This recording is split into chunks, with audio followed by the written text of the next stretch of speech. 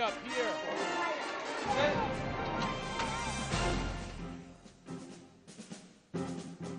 Welcome to Freedom Watch Afghanistan. I'm Senior Airman Jamie Sikora. The Taliban continues to wage violence against the Afghan people.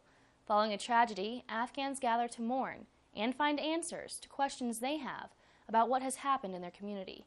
Army Sergeant Alex Cook reports on how the U.S. and local citizens work together to bring peace to Afghanistan. Local leaders in Afghanistan often meet to discuss important events in their community. Sometimes these are joyful occasions, but in a country at war, these meetings are often called in response to the violence of the Taliban. On December 28th, the Mandazai district of the host province faced a particularly terrible tragedy. This was a suicide V-bed that had gone off near the district center and unfortunately took out a number of children going back to school. In the wake of the bombing, local government officials held a hatam, where they came together with the families of the victims for a traditional grieving process.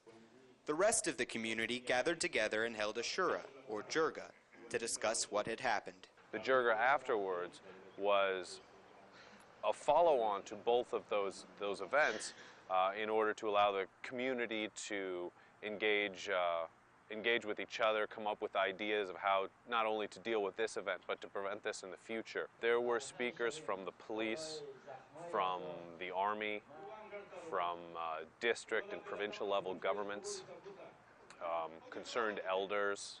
The shura resulted in payments being made to help the families of victims and plans for the future security of the region. Coalition forces will be an important part of that, with insight and information from their human terrain teams. We're working hard to provide a valuable function in understanding the local culture and history of places such as Host.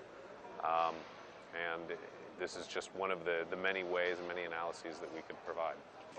Coalition and Afghan forces continue working together to make Host and the rest of Afghanistan a place where incidents like the bombing in Mandazai are a thing of the past. Reporting for Combined Task Force Currahee on FOB Salerno, Afghanistan, I'm Army Sergeant Alex Cook. Coming up, providing clean water for Afghans. But first, here's a look at your photos from the field.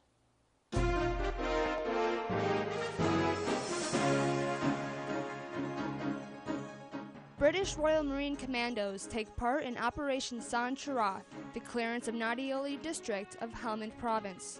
The operation's goal was to bring stabilization to the district and to increase security for Lashkar Gah and set safe conditions for voter registration later this year.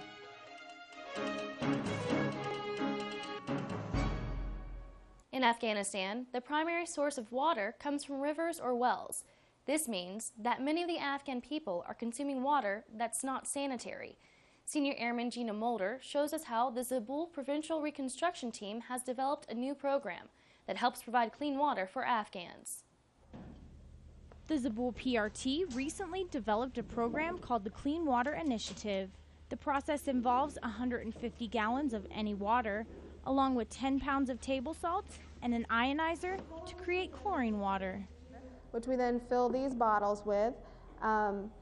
Once these bottles are filled, the family takes these home, and they're also given these 4-gallon coolers, and all they have to do is take a capful of this chlorinated water, put it into 4 gallons of their water that they get from the well in this cooler here, and then that cleans their water.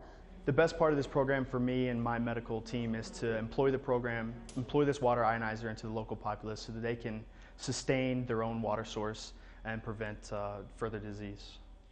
The chlorine solution is strong enough that it kills about 99% of bacteria in the water. And even if it's not diluted, it's not strong enough to hurt anyone. I'm going to be looking back and my whole life looking back at this and thinking about how we changed the people's lives here. This team hopes to have the Clean Water Initiative set up for 6 or 7 more districts before they leave. Senior Airman Gina Mulder, Zabul Province, Afghanistan. That's it for this edition of Freedom Watch Afghanistan. I'm Senior Airman Jamie Sikora. Thanks for watching.